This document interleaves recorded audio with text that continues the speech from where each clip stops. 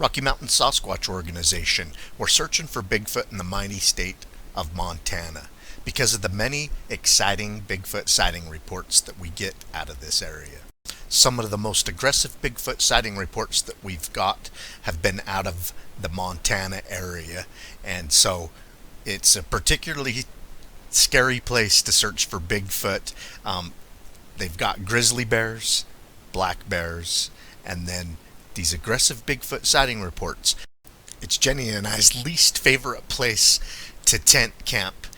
Unfortunately, some of these places you can't get a trailer back into, so we're forced to stay in a tent, and it creates a lot of sleepless nights because we know about the grizzly bears in the area. We find their tracks, the black bear tracks. We hear them in and around the camp, sometimes at night.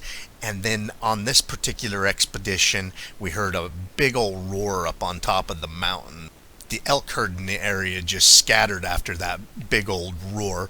We don't know what it was, but then the rest of the night after we went to bed, something paced back and forth on the opposite side of the river of us.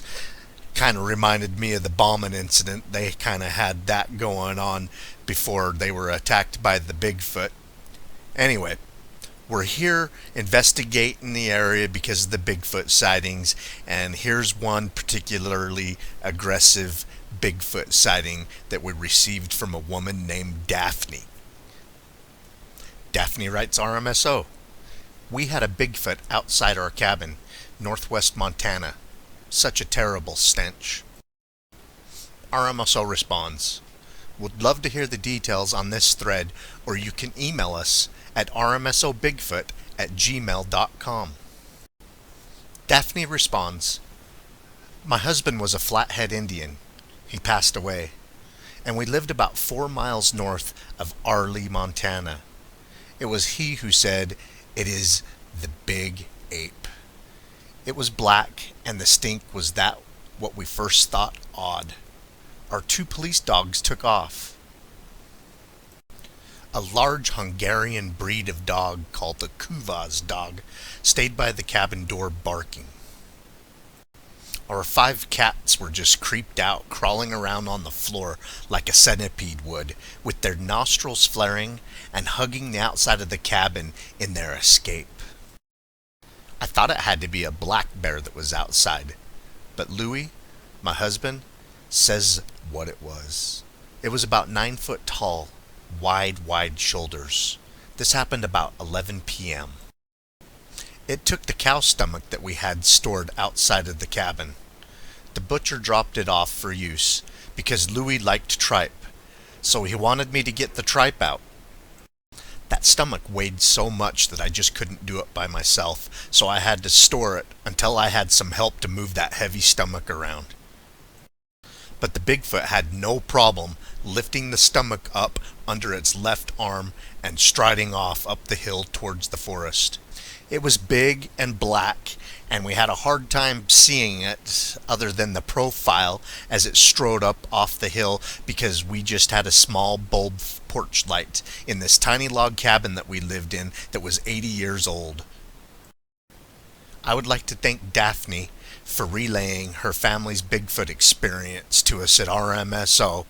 There are many Bigfoot sighting reports in Montana.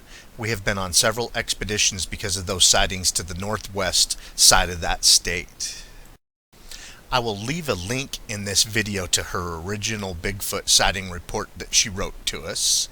And then also in the description, I will leave links to several videos of investigations we did, like a woman's Evaro Bigfoot encounter. We also investigated Bulls Creek, Montana Bigfoot, Bauman's deadly Bigfoot encounter, and we're one of the first, actually I 100% believe we're the first media site Bigfoot investigation crew since the Bigfoot incident happened in the 1800s to find and film the location. We did a bunch of studying because we wanted to go and visit the location, and because of all the documentaries and writings about it, we thought it would be easy to find just by looking up their research information, and honestly, there was nothing out there. All these people that did documentaries and stuff, it looks like they just chose some random mountain location to do their documentary, and I'm sure a lot of them do that.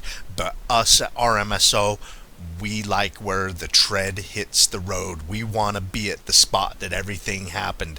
I know for a lot of people it's the witness interviews, but we want to go to where the people are seeing the Bigfoot.